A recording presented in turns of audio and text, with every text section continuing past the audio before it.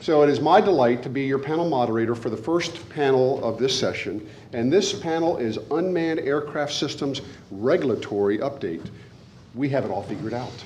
What a dynamic environment.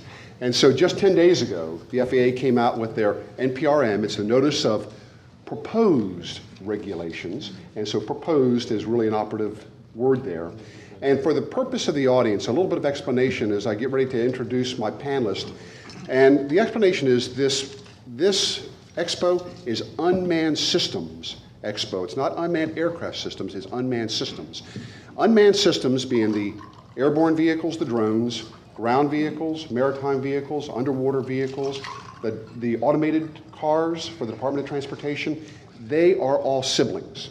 As Jim had indicated, they use similar or the same technologies. And so it is this unmanned systems revolution that's moving forward. And we are talking specifically and more today about unmanned aircraft systems because that's really leading the front edge.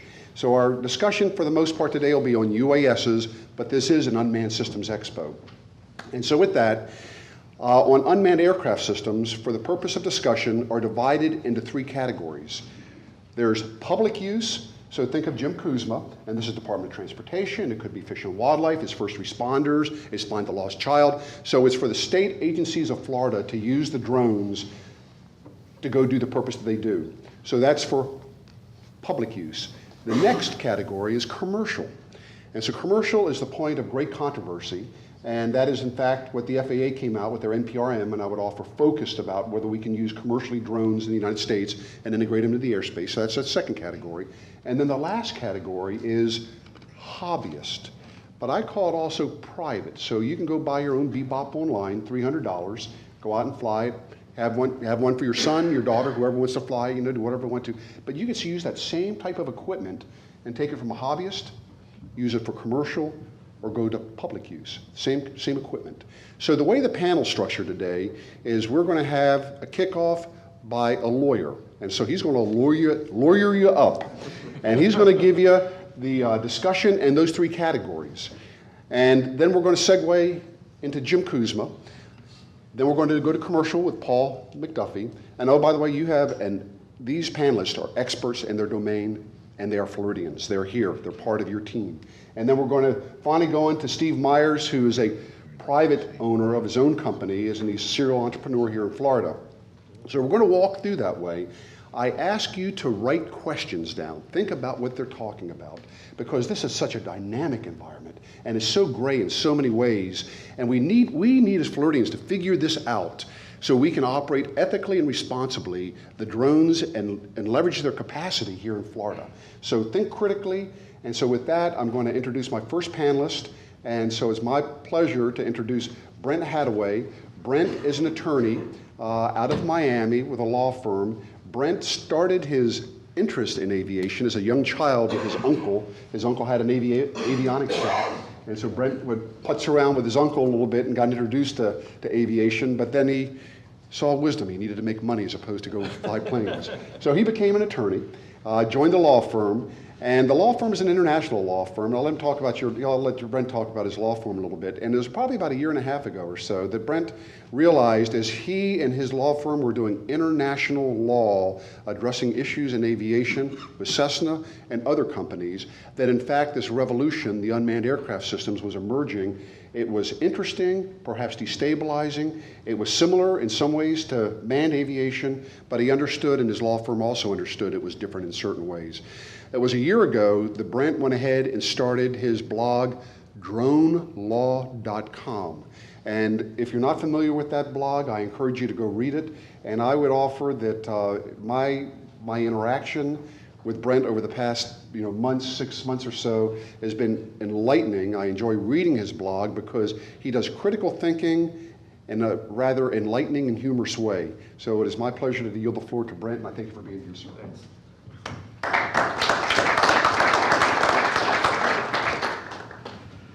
All right, what do we got here? Okay. Who here has already read the Notice of Proposed Rulemaking for UAS? Who here has at least read the summary? Okay, great. So I'm assuming that most of you are generally familiar with what came out a couple of weeks ago.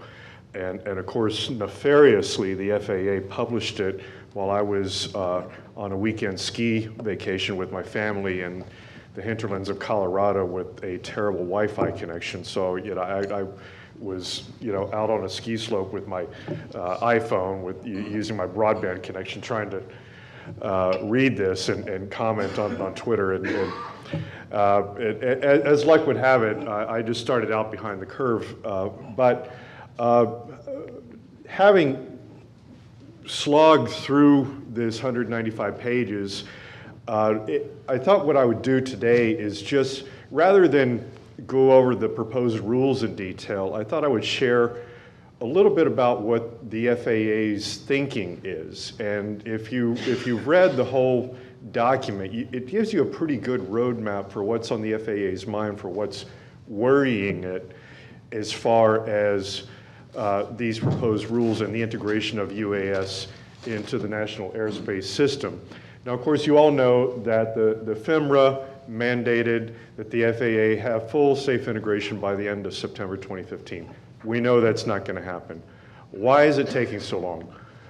Well, the FAA has emphasized that it has two very key concerns with regard to UAS that they think are unique to UAS. The first thing is see and avoid. Well, what is see and avoid? Well, I know we have a number of manned aircraft pilots here, and they're probably best able to describe that. But what the FAA says is that the first duty of an airman in avoiding mid-air collisions is to see and avoid other aircraft. And the FAA feels that a pilot of a manned aircraft has an advantage there because he or she can use their peripheral vision to see what's around them. Obviously, you're in the cockpit of an aircraft, you can't see what's behind you. You may not even be able to see what's at your 3 o'clock or your 9 o'clock, but you have better peripheral vision than what they see as the FPV goggle sort of thing, which is, they see it as giving you a sort of tunnel vision and being unable to actually see the airspace around you. So that's their first concern. Their other concern is loss of positive control, which, I think we all know the vernacular of flyaway, and we saw that happen in Washington, D.C. with the White House incident. At least that's what we've been told through the media, is that this was a flyaway problem. That loss of positive control issue is something that's really on their minds, and they are very concerned about the ability to address it. So what they've said is that this proposed rule is for what we see as the lowest risk category of operations. But we really want comments on how we can solve some of these problems going forward so that we can have beyond visual line of sight operations. And the elephant in the room that the FAA recognizes is that it's not a police force. If you go out there and start doing aerial photography of real estate and so forth, there's no FAA police car that's going to come after you. There's no, with a flashing light and FAA painted on the side of the door. It's just not going to happen. There's a very low risk of getting caught. And so the FAA recognizes that they have this unquantifiable problem out there that if the regulations are too unduly burdensome, married with the low risk of noncompliance, that there's going to be a high level of noncompliance. And they know that there's a lot of noncompliance out there. They just can't quantify it. And so what they seem to be trying to do is to find a way to enact rules that balance safety with burdensomeness to bring the maximum number of compliant operators into the fold. Now, of course, this begs a question of what I call regulatory efficiency, which is going back to the fact that there's no FAA police force out there. Now, how do you enact regulations that encourage compliance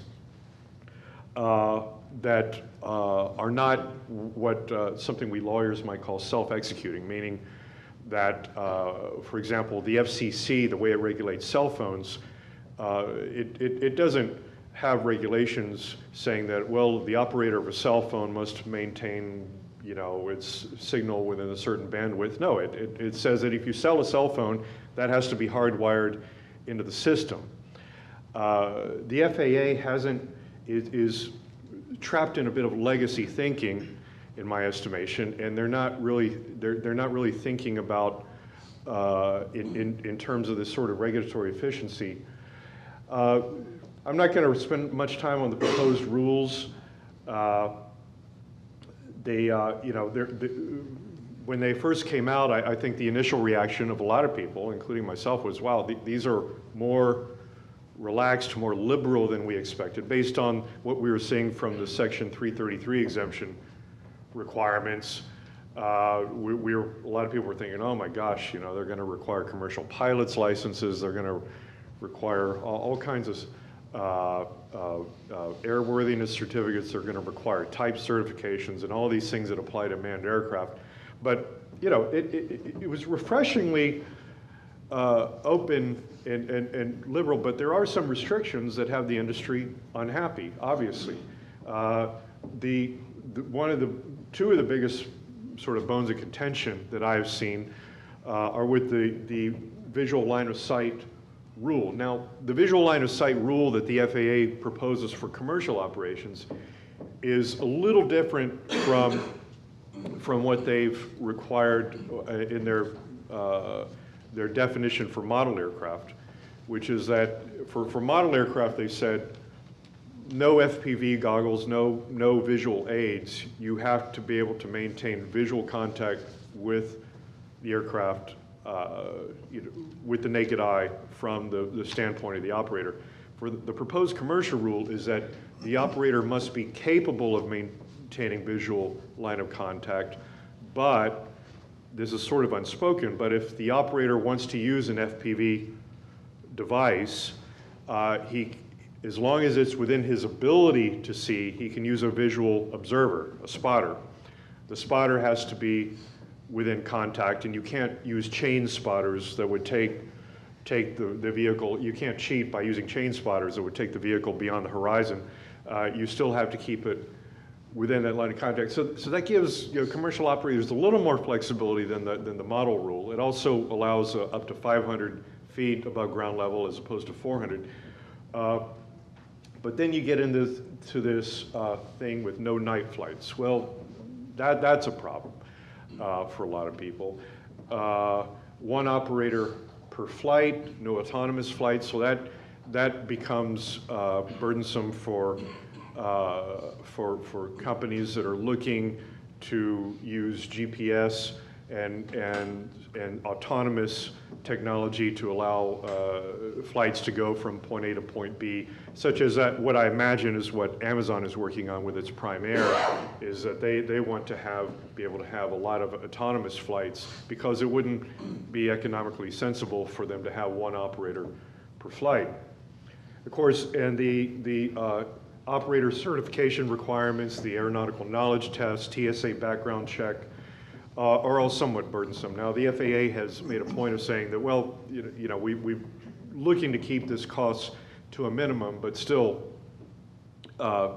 when you look at the having to study for the test, having to go to a test-taking center, having to go through the TSA background check, it's still a lot of trouble to go through for somebody who may just be doing, you know, using something like a DJI Phantom to do aerial photography of you know, real properties and that kind of thing.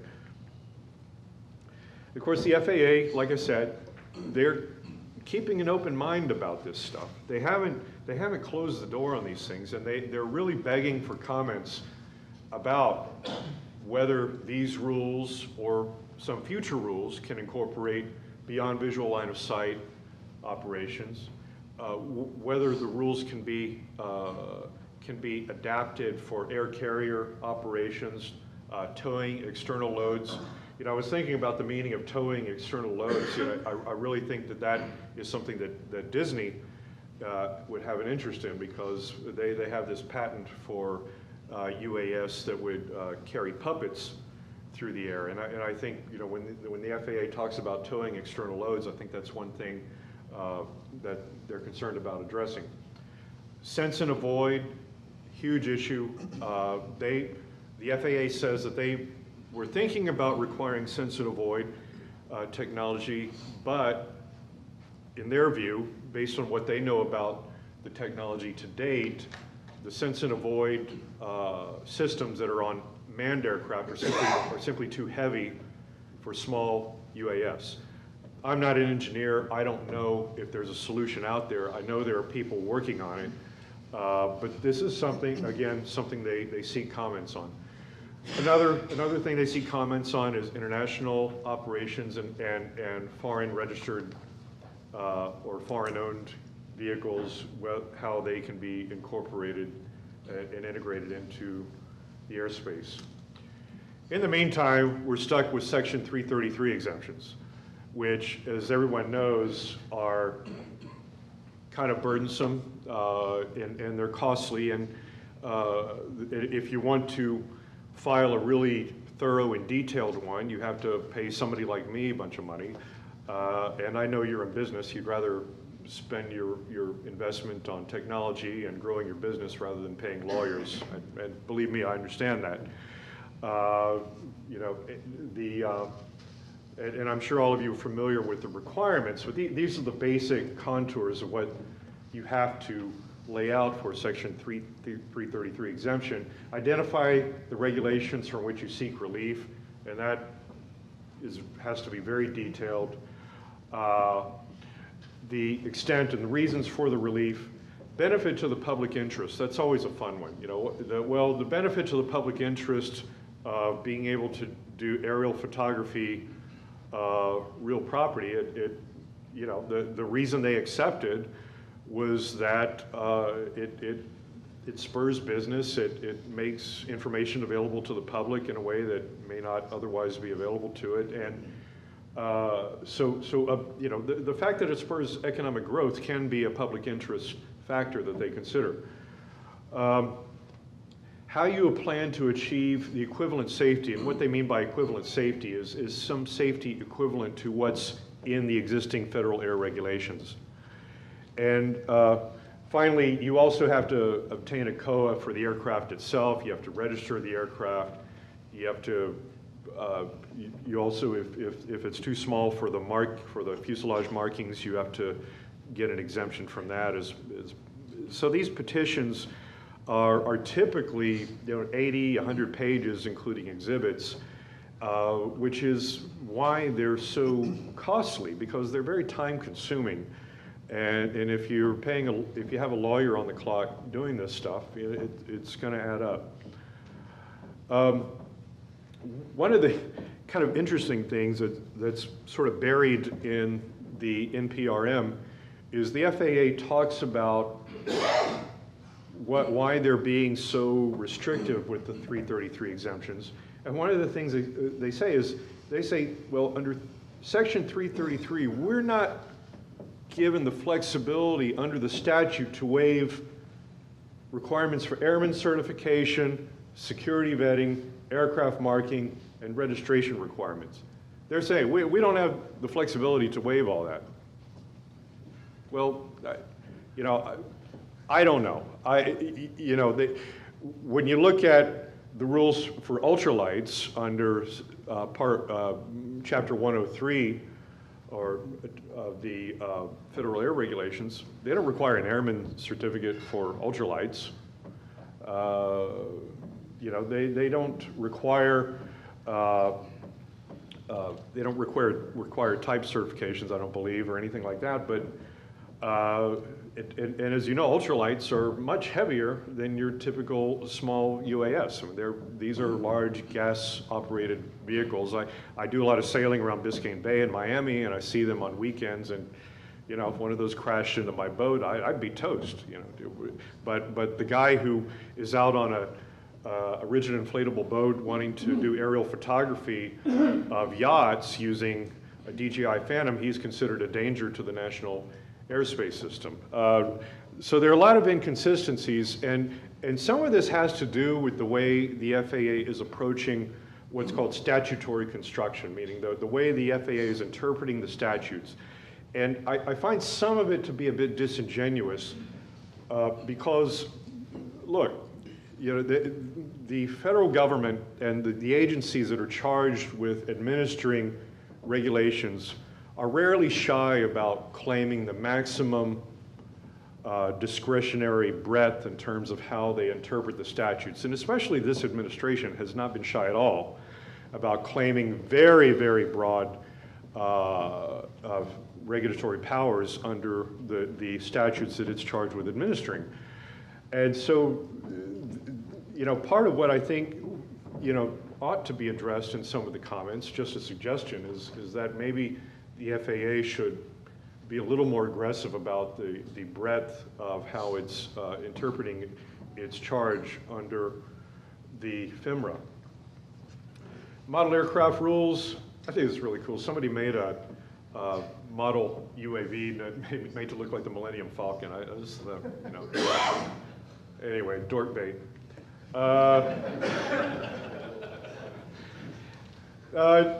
Something I alluded to a little earlier, some of the key differences between the model aircraft rules and the proposed commercial rules.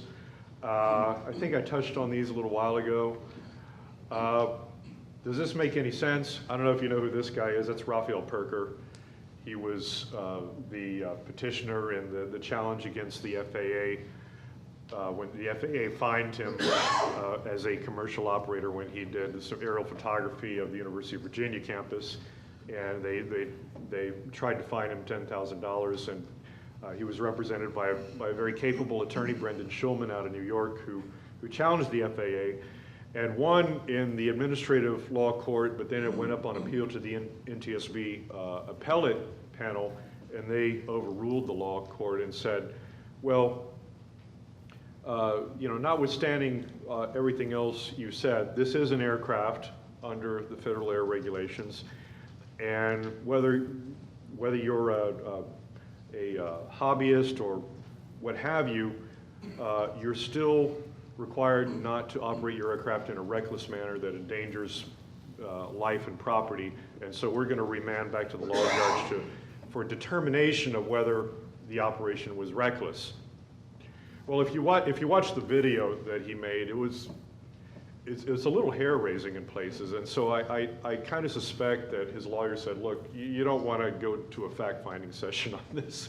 Although the law judge did ask for briefing, it was very interesting. The law judge asked for briefing on the issue of whether Mr. Perker, who is a Swiss citizen, could be subject to an FAA sanction, because normally if a foreign airman or foreign registered aircraft commits a violation, the normal protocol is for the FAA to refer that person to the air regulators in his home country. And so the law judge said, yeah, I'd like to have briefing on this. So the law judge, he wasn't really happy with the FAA, but they ended up settling the case for a reduced fine of $1,000 or $1,500. I forgot what the amount was. And Mr. Perker is now, last I heard, he's in Hong Kong doing his thing where they have a much more liberal regulatory scheme. But the thing I wanted to ask briefly is does it make sense for two guys? I mean, these guys could be twins. One guy could be getting paid, and the other guy is just acting as a hobbyist. They're standing side by side. They're operating the same aircraft, using the same technology. But one's required to be licensed, one's required to have a TSA background check, and one isn't. Well, the FAA might say, well, that's because Congress forbids us from regulating model aircraft under the FIMRA. It says, you know, as long as you're operating within the model aircraft sort of parameters that FIMRA lays out, we can't touch you. But if you're operating for purposes of commerce, we can, and so that's how the FAA rationalizes it. But it is a bizarre sort of situation we're looking at right now. What about private, non-recreational use. Can you use a drone? Forgive me for using the word drone. I'm a little partial to it since I own the URL dronelaw.com. Can you use a drone or a UAV to inspect the roof of your own house? Can you use it to survey private, non-commercial land, your own land? Or make an aerial video to sell your own home? What if you want to post an ad on sell by owner? I think it's sellbyowner.com or something. You want to make your own video? Is that commercial? Well, it's not exactly recreational, but the FAA says it's commercial if there's a nexus with a business. It's not really, there's really no business nexus. So where does this fall in? There's kind of a gray area. Both the FIMRA and the FAA's proposed rules are silent on this. Public entities, there's a lot of interest here at this conference with public entities. As I'm sure all of you know what you have to go through for that to apply for a COA. Has to be for a governmental purpose. Applications evaluated on an individual basis. The FAA is giving, under these proposed rules, giving public entities the option of declaring themselves to be civil operations and to operate under the proposed rules that they promulgated once those rules become final. But there are some issues, I think, for public agencies in compliance, including the visual line of sight rule, including the restriction on night flights. Public entities might want to consider submitting comments about getting some exemptions, perhaps from the restriction on night operations, or perhaps having their own entire exempt category of their own. That's something that I think is worthy of discussion. State regulation. I like this guy. There's so much talk about, oh, if there's a drone over my property, can I shoot it down? And the Oklahoma Senate actually passed a bill, and I don't know if it ever made it through the whole legislature, that would grant citizens immunity from if they shoot down a UAV. Well, unfortunately, since the FAA has said that a UAV is an aircraft, shooting down an aircraft is a felony under federal law. So a state can't exempt you from committing a federal felony. I'm sorry. That's just the way it is. That's the way our constitutional framework is. And I'm going to have to step down here because unfortunately the type font I used is so poor. But I just wanted to talk about this federalism issue real briefly. Is what can a state do and what can it not do? Well, I should have been a little less categorical. I should have said a state might and a state might not, because there are gray areas in this sort of constitutional federalism question. But a state can limit use by state and local law enforcement, limit the use of evidence gathered by a UAV in the courts. It can address invasions of privacy. Frankly, I think that existing privacy laws are adequate at this time. I don't think there's any need for any technology-specific privacy regulations. Frankly, UAVs are so noisy, you can hear them coming. You're more likely to have an invasion of privacy from a neighbor with a pair of binoculars than you are from a UAV. And frankly, the lens technology for most civil UAVs are not that advanced. Of course, to hear tort, contract, and insurance claims, and of course, as we're doing here with our public entities, encouraging an investment.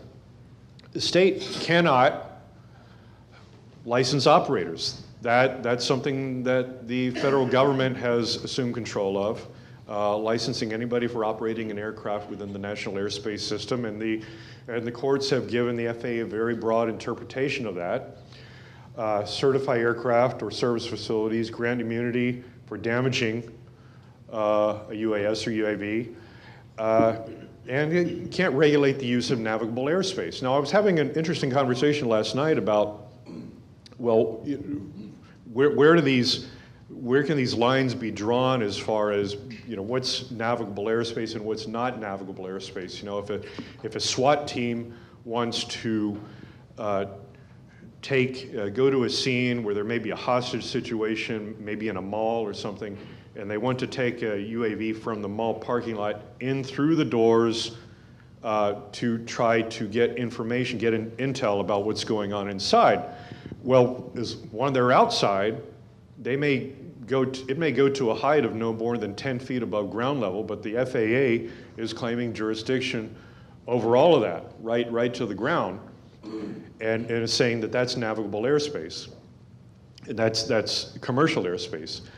Once you get inside the doors, obviously you're no longer in the national airspace, but so you're exempt from regulation. So it's that space of getting from outside the door to inside the door that's a problem.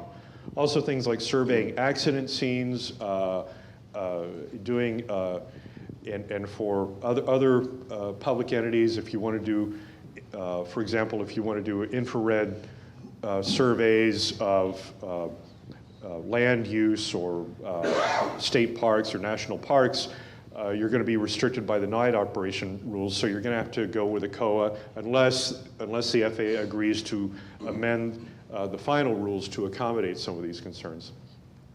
Anyway, that's the very brief, sort of fast overview, and thank you for listening, and be glad to answer any questions to the best of my ability. Thank you very much, Brant.